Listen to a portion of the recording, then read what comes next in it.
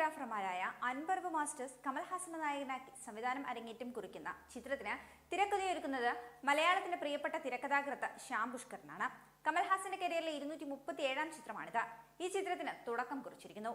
കൂലി, KGF, Leo, Vikram, Kaithi, Kabali, Salaar, RDX തുടങ്ങി ഒട്ടേറെ സൂപ്പർ ഹിറ്റ് ചിത്രങ്ങൾക്ക് സംഘടനമൊരുക്കിയ അൻവർവ് സംവിധായകന്മാരായി ഉലകനായകൻ കമൽഹാസനോടൊപ്പം അരങ്ങേറ്റം കുറിക്കുമ്പോൾ സിനിമാ പ്രേക്ഷകർ ഏറെ പ്രതീക്ഷയിലും ആകാംക്ഷയിലുമാണ്. മലയാളത്തിലെ റിയലിസ്റ്റിക് സിനിമകളുടെ രചയിതാവായ പ്രശസ്തനായ ശ്യാം പുഷ്കരൻ അൻവർവിനും കമൽഹാസനുമായി ഒന്നിക്കുമ്പോൾ ഇതുവരേക്കും അദ്ദേഹത്തിൽ നിന്നും കാണാത്തൊന്നാണ് പ്രേക്ഷകരും പ്രതീക്ഷിക്കുന്നത്. മലയാളത്തിന് പുറത്ത് ആദ്യമായിട്ടാണ് ഒരു ചിത്രത്തിന് വേണ്ടി ശ്യാം പുഷ്കരൻ രചന നിർവഹിക്കുന്നത്. അത് കമൽഹാസന് വേണ്ടി കൂടിയാകുമ്പോൾ തെന്നിന്ത്യയിൽ തന്നെ പ്രേക്ഷകർക്കിടയിൽ ഈ ഒരു പ്രോജക്റ്റ് കൗതുകം നേടുമെന്ന കാര്യം ഉറപ്പു തന്നെ. സുഹൃത്തായ ദിലീഷ് നായർക്കൊപ്പം സോൾട്ട് ആൻഡ് പെപ്പർ എന്ന സൂപ്പർ ഹിറ്റ് ചിത്രത്തിന് തിരക്കഥയൊരുക്കിക്കൊണ്ടാണ് ശ്യാം പുഷ്കരൻ സിനിമാ ലോകത്ത് തിരക്കഥാകൃത്തായി ആരംഭം കുറിച്ചത്.